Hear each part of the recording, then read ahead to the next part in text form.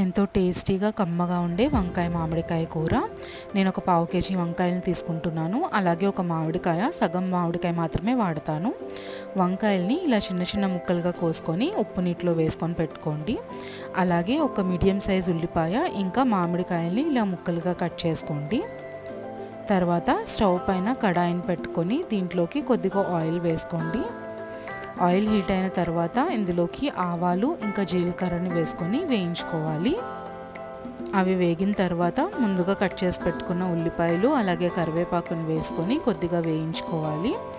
ఉల్లిపాయలు కొంచెం వేగిన తర్వాత ఇందులోకి అల్లం వెల్లుల్లి పేస్ట్ని యాడ్ చేసుకోవాలి. ఈ అల్లం వెల్లుల్లి పేస్ట్ పచ్చివాసన పోయేంత వరకు వేయించుకోవాలి.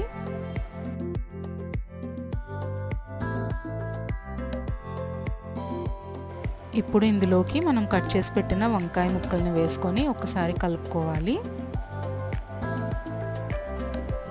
తర్వాత ఇందులో రుచికి సరిపడా సాల్ట్, చిటికెడు పసుపు అలాగే ఒక స్పూన్ కారం వేసుకొని కలుపుకోవాలి.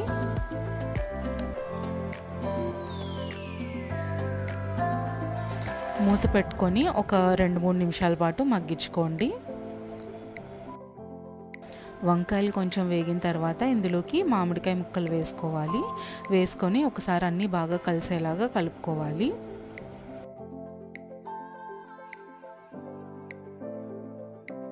ఇప్పుడు ఈ ముక్కలన్నీ కూడా ములిగే వరకు వాటర్ వేసుకొని మూత పెట్టుకొని ఒక 5 నిమిషాల పాటు ఉడికించుకోవాలి. చూసారు కదా, వంకాయలు అలాగే మామిడికాయ కూడా బాగా ఉడికి దగ్గరగా కూరలాగా అయింది.